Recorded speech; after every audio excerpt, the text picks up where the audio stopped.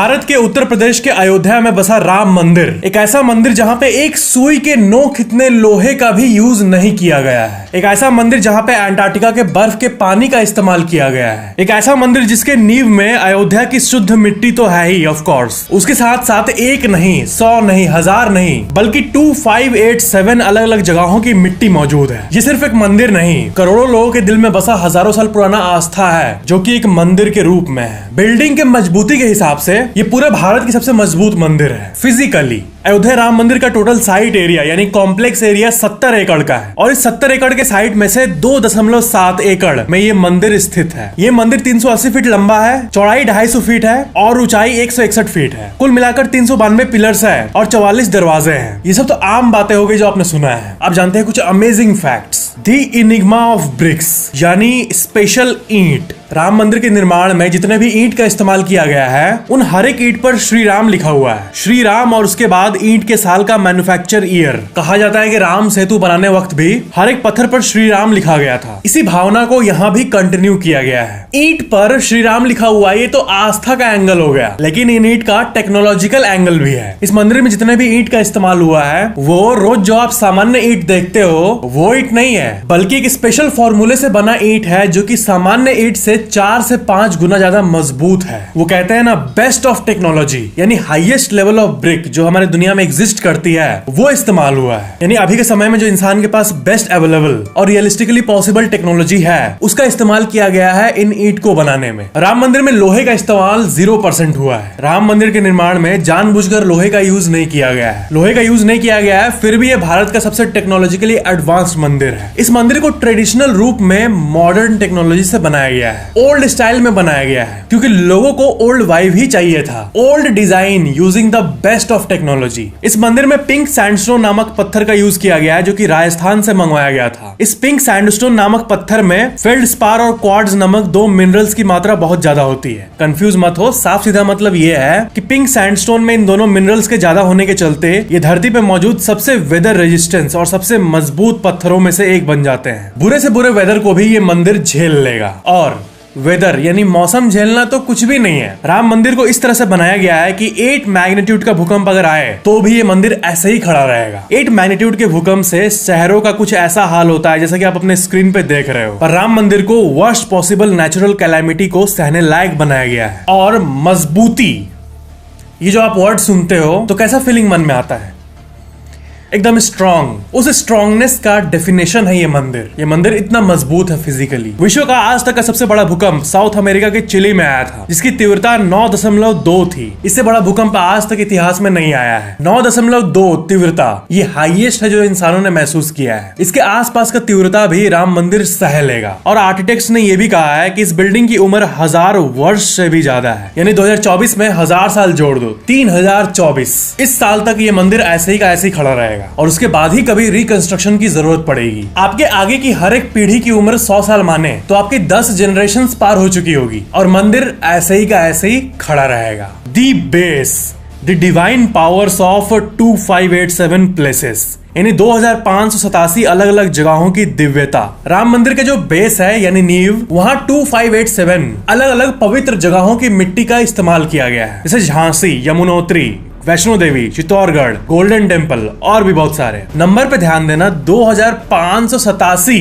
ताकि सब जगह की दिव्यता एक ही जगह लोगों को मिल पाए। इसके पीछे का कॉन्सेप्ट यही था। द राम मंदिर एंड अंटार्कटिका कनेक्शन। राम मंदिर में जब पहली बार जल अभिषेक हुआ था अप्रैल 2023 में, तो पूरे विश्व की दिव्यता, पूरे विश्व का वाइब एक जगह आए, इसलिए पूरे विश्व से 155 अलग अलग नदियों के जल का इस्तेमाल किया गया था। America, France, Germany, Britain, Nepal, Bhutan, Bangladesh, Ukraine, Russia, Kazakhstan, Canada, China, इन सब देशों से नदियों का जल आया था। और यहाँ तक कि अंटार्कटिका के बर्फ का पानी भी लाया गया था। कितना अमेजिंग लग रहा है नहीं जान के कि राम मंदिर और अंटार्कटिका का भी कनेक्शन है। एक साथ इतने सारे नदियों का पानी किसी भी मंदिर के जल अभिषेक में इतिहास में आज तक कभी इस्तेमाल नहीं किया गया था। दी कंपनी बिहाइंड यानी राम मंदिर बनाने वाली कंपनी। राम मंदिर के कंस्ट्रक्शन के लिए कोई भी मटेरियल भारत के बाहर से नहीं मंगाई गई थी और राम मंदिर को L&T यानी लार्सन एंड टर्बो कंपनी और टाटा ग्रुप ने मिल के बनाया है। और भी बहुत सारी छोटी कंपनी साथ में है। बहुत सारे लोग ये सोच रहे होंगे कि टाटा तो भारतीय कंपनी है, लेकिन L&T लार्सन एंड टोब्रो ये तो बाहर की है ना। ऐसा लोगों के मन में L&T के फुल फॉर्म से आता है। L&T कंपनी को डेनमार्क देश के दो भाई हल्क लार्सन और सोरेन टोब्रो ने बनाया था। हेंस इसके नेम में दोनों का टाइटल कॉम्बिनेशन है, लार्सन एंड टोब्रो। लेकिन इस कंपनी का शुरुआत 1938 में उन्होंने मुंबई में किया था। सिर्फ फाउंड उन्होंने किया था, कंपनी भारतीय ही थी। उन दोनों के बाद कंपनी के टॉप ऑफिशियल्स भारतीय ही बने और आज तक भारतीय ही है। इससे एक सवाल मन में आता है कि वो दोनों अपने देश डेनमार्क में कंपनी शुरू क्यों नहीं किए, भारत में ही क्यों किए? क्योंकि 1940s 50s में वर्ल्ड वॉर 2 चल रहा था और वो लोग इंडिया में रह के इंडियन लोगों से ही फंडिंग लेकर बिजनेस करने का तय किए और कई भारतीय बिजनेसमैन ने उनको फंड भी किया मुंबई में और लकीली कंपनी सक्सेसफुल होने में कामयाब हो गई और ये भारतीय बिजनेसमैन के पैसों के चलते ही हो पाया। नाम तो अंग्रेजी अभी तक है, लार्सन एंड टोब्रो, लेकिन ये कंपनी भारतीय है। मेन फैक्ट ये जानना चाहिए आपको। यानी L&T एक भारतीय मल्टीनेशनल कंपनी है और ये लगभग 50,000 लोगों को जॉब प्रोवाइड करती है और इसका करंट हेडक्वार्टर्स चेन्नई में मौजूद है। ये कंपनी भारत के बाहर भी काम करती है और विदेशों में भी अपना नाम बना रही है और क्योंकि राम मंदिर की कंस्ट्रक्शन में लीड कंपनी L&T ही थी तो इसका असर इस कंपनी पे भी दिखा है, यानी ग्रोथ।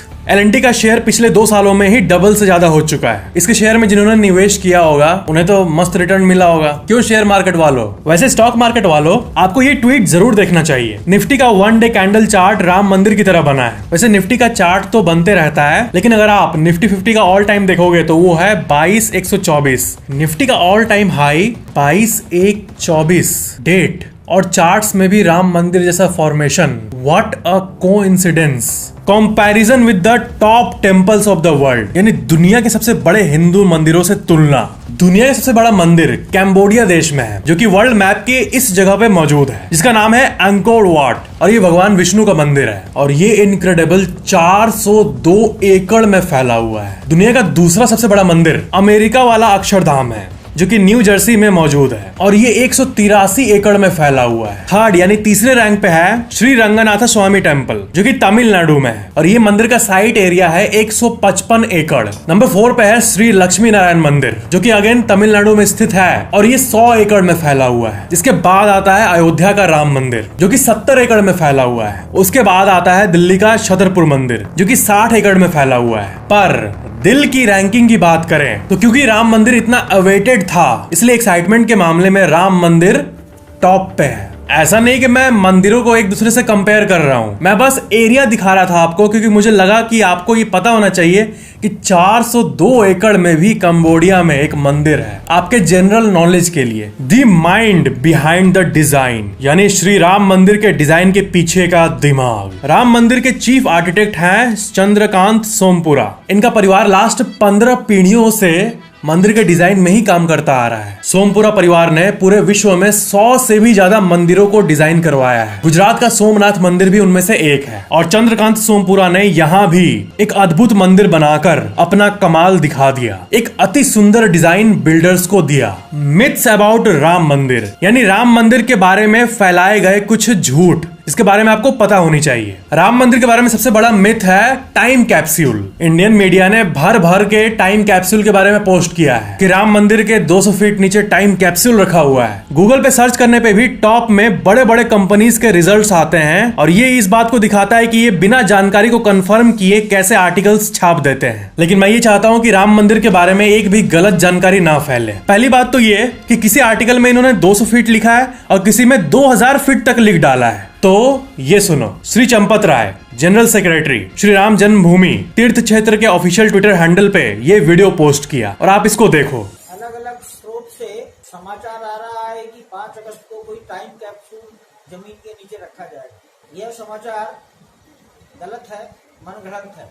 मतलब सबसे टॉप ऑफिशियल्स को आकर दुनिया को कहना पड़ा कि ये टाइम कैप्सूल वाली बात फेक है। और देखो कितने ब्रांडेड कंपनीज ने रिपोर्ट कर रखा है। ये टाइम कैप्सूल वाली न्यूज तो फेक है, लेकिन मैं ये मानता हूँ कि राम मंदिर के नीचे टाइम कैप्सूल का इस्तेमाल होता तो ये अच्छी बात होती। बताता हूँ क्यों। टाइम कैप्सूल एक बॉक्स होता है जिसमें वो जानकारी रखी जाती है जो कि अभी के लोग चाहते हैं कि आने वाली पीढ़ियों को भी पता हो। क्या होता अगर राम मंदिर के नीचे एक्चुअल में टाइम कैप्सूल रखा जाता? एक ऐसा टाइम कैप्सूल जिसमें श्री राम की कहानी और मंदिर बनने तक का सफर के बारे में सब कुछ लिखा होता। टाइम कैप्सूल बनाया ही जाता है इसलिए ताकि वर्स्ट केस में भी आने वाली पीढ़ी को अभी की जानकारी मिल पाए। ध्यान देना, मैंने वर्स्ट केस कहा, यानी सबसे बुरा कुछ हुआ तब भी इतिहास लुप्त ना हो, इसके लिए टाइम कैप्सूल होता है। ये दिव्य इतिहास, ये दिव्य लेगेसी आगे वाली जनरेशन को भी पता चले, ये मकसद होता है। अगर टाइम कैप्सूल सच में डाला जाता तो धरती पे कितना भी बड़ा डिस्ट्रक्शन क्यों ना हो जाए, एटॉमिक बॉम्ब क्यों ना गिर जाए, 90% लोग विलुप्त क्यों ना हो जाए, वो टाइम कैप्सूल बॉक्स तब भी सेफ रहता है।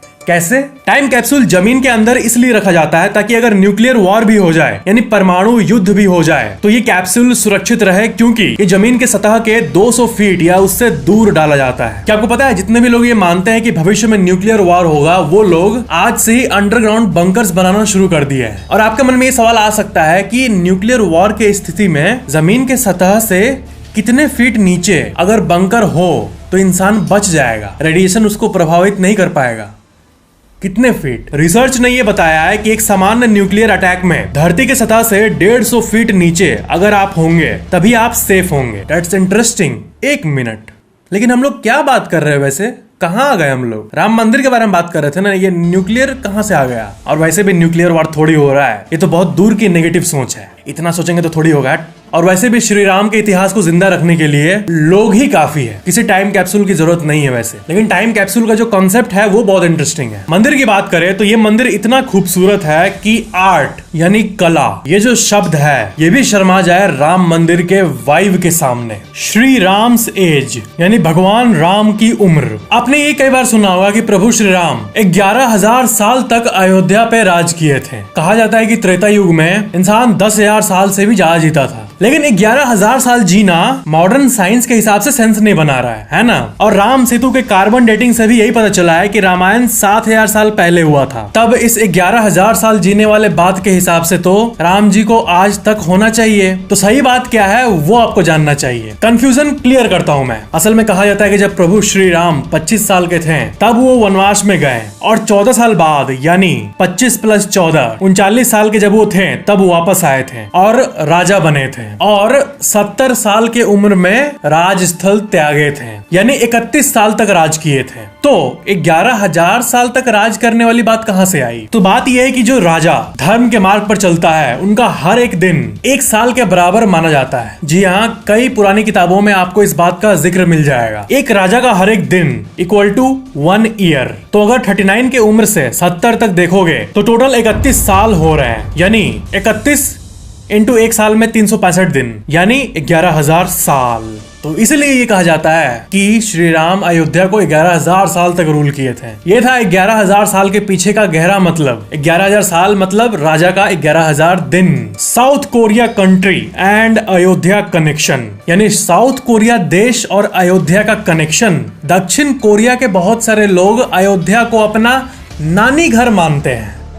नानी घर, आपने सही सुना। ये कैसे भला? देखो, रामायण तो आज से 7,000 साल पहले हुआ था। उसके बाद टाइम आगे बढ़ा और आज से 2,000 साल पहले अयोध्या की राजकुमारी सूरी रत्ना का विवाह अयोध्या से हजारों किलोमीटर दूर करक किंगडम में हुआ था। करक किंगडम यानी उस समय का साउथ कोरिया। राजकुमारी सूरी रत्ना का विवाह कोरियन राजा किम सोरो से हुआ था और इनकी 12 संतानें थी और उनके 12 बच्चों के फिर आगे बच्चे हुए, उसके बाद उन बच्चों के और बच्चे हुए, और ऐसे ही 2000 सालों में लाखों लोग जन्म लिए कोरिया में। और पूरे कोरिया का 1% पॉपुलेशन यानी 5 करोड़ लोगों में से 5 लाख लोग आज भी ये मानते हैं कि वो सूरी रत्ना के पीढ़ी के हैं। दक्षिण कोरिया के 5 लाख लोग ये मानते हैं कि उनका ऐतिहासिक नानी घर अयोध्या में है, और कोरियंस के नानी घर यानी अयोध्या में इनके स्वागत के लिए मेमोरियल भी बनाया गया था। अयोध्या में मौजूद ह्यू हवांग ओक मेमोरियल। इस मेमोरियल का नाम ह्यू हवांग ओक इसलिए है क्योंकि राजकुमारी सूरी रत्ना का नाम शादी के बाद ह्यू हवांग ओक में बदल गया था, और इसलिए हर साल हजारों साउथ कोरियन लोग भारत के अयोध्या आना पसंद करते हैं। Bonus fact, the